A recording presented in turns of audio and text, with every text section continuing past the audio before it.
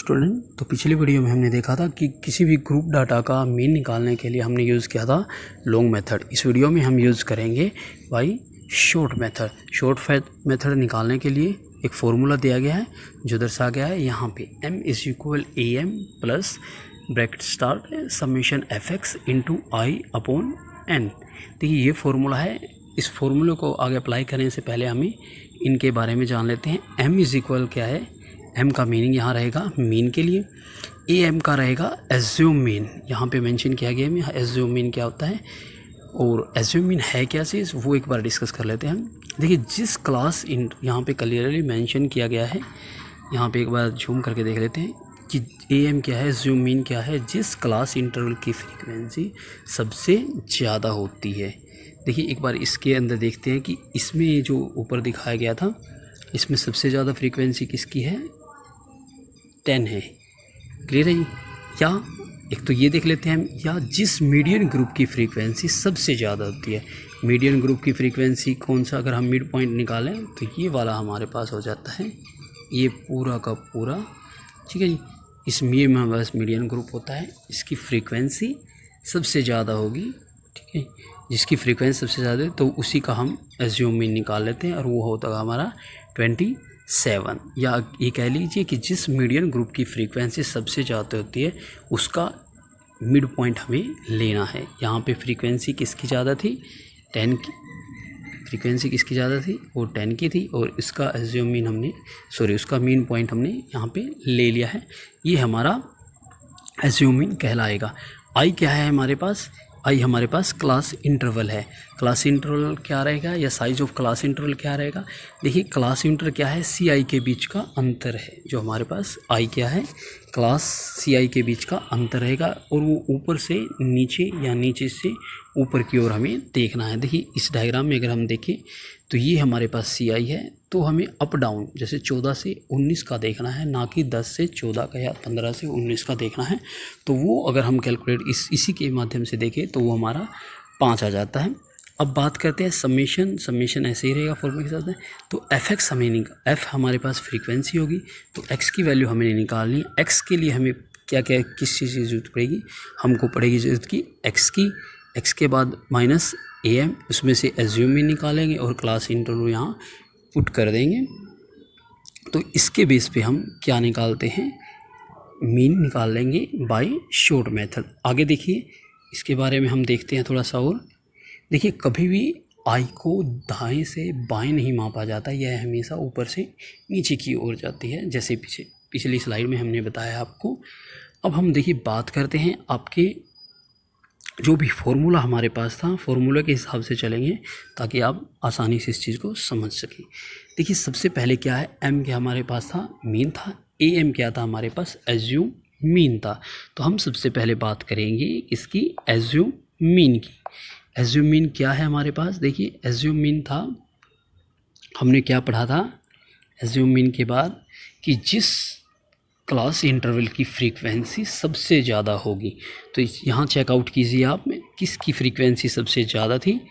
तो इसमें देखिए फ्रीक्वेंसी सबसे ज़्यादा थी यहाँ, ये रहा हमारा 10। जिस भी मीडियन ग्रुप की फ्रीक्वेंसी सबसे ज़्यादा थी, देखिए यहाँ पे आ गया हमारा 10, तो 10 फ्रीक्वेंसी सबसे ज़्यादा है और उसका मिड पॉइंट, देखिए उसका मिड पॉइंट जिसकी फ्रीक्वेंसी जिस मीडियन ग्रुप की फ्रीक्वेंसी सबसे ज़्यादा थी उसका मिड पॉइंट हमने लेना है, वो हमारा एज्यूम मीन कहलाएगा। ओके जी, ठीक है। फिर हम प्लस करते हैं समेशन एफ एक्स देखते हैं। देखिए हमारे पास क्या क्या वैल्यू आ गई है। सी आई हमारे पास है, एज्यूम मीन हमारे पास आ गया, एफ हमारे पास है जो फ्रीक्वेंसी थी। अब हमने निकालनी है एक्स की वैल्यू। एक्स की वैल्यू हम कैसे निकालते हैं, उसके लिए देखिए ये रहा हमारे पास एक फॉर्मूला जो हमने पिछली स्लाइड में देखा था, ये रहा। एक्स इज इक्वल क्या करना है, एक्स माइनस ए एम और आई। एक्स इज इक्वल हमने करना क्या है, x means mid point. Mid point जैसे अगर हम देखें, मिड पॉइंट में से हमने एज्यूम वैल्यू निकाली है और क्लास इंटरवल से इसको डिवाइड कर देना है। देखिए इसमें थोड़ा सा दिखाया गया है, यहाँ पे एक बार मैं मेंशन करना चाहता हूँ, एक देखिए यहाँ पे इस फॉर्मूले में दिखाया गया है, यहाँ पर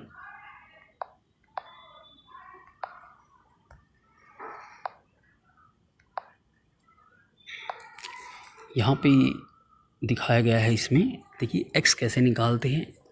x इज इक्वल है x हमारा क्या हो गया, ये हमारा मिड पॉइंट हो गया, ये हमारा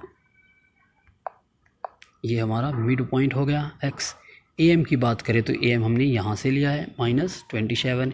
ci की बात करें तो हमने कहाँ से लिया था, इसका इंटरवल लिया था। तो ये हमारे पास कंप्लीट फॉर्मूला हो गया, ठीक है। तो अगर हम इसको 5 से डिवाइड करते हैं, देखिए 42 माइनस 27 करते हैं तो कितना आता है हमारे पास, 15 आता है। 15 को अगर हम 5 से डिवाइड करते हैं तो हमारा 3 आता है।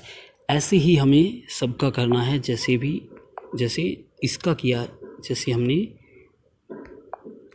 हमने इसका किया है, ऐसे ही हमें सबका निकालना है। और ये कुछ वैल्यूज़ माइनस में भी आएंगी, वो चीज़ हमें चेकआउट करनी है और साथ के साथ देख लेनी है कितना आता है। ये आ जाएगा हमारे पास x। देखिए फॉर्मूला के हिसाब से हमें निकालना क्या है, f(x) हमें निकालना है। देखिए ये रहा हमारे पास f(x).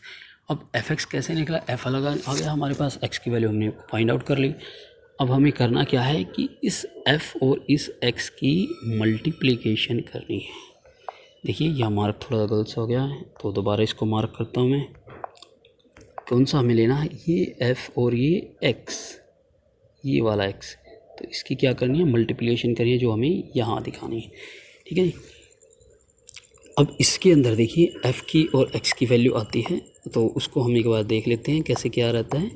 देखिए f कितना हमारे पास 1 है, x कितना है हमारे पास 3 है। तो f और x की वैल्यू निकालते हैं तो कितना आ जाता है हमारे पास, 3 आ जाता है।